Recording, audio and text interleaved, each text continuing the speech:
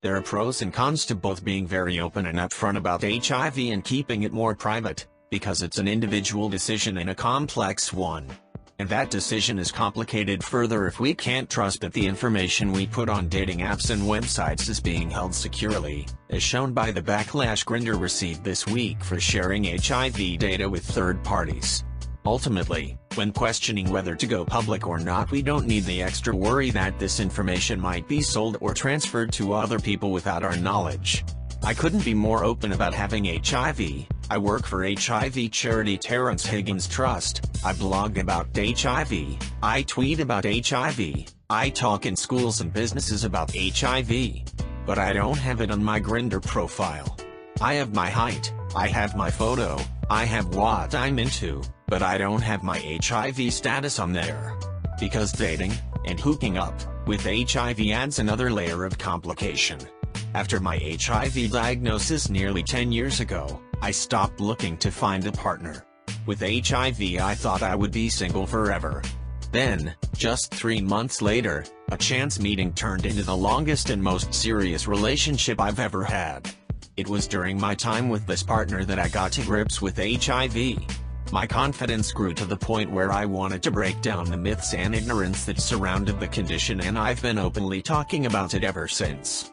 But following the breakup of the relationship a couple of years ago, I found myself vulnerable again. For the first time in a long time I cared about what people thought about me, and I cared about the reaction to having HIV. It was a big enough deal having to think about how to date again, let alone throwing HIV into the mix.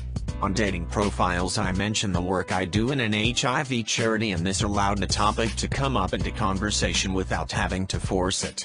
To begin with, I didn't encounter any problems and I started to think about adding my status into my bio, but after a couple of disastrous dates with guys who saw me as a danger to their health, I backtracked.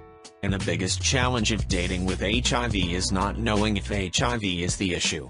Did he stop talking because the conversation naturally dried up, or because I told him the night before?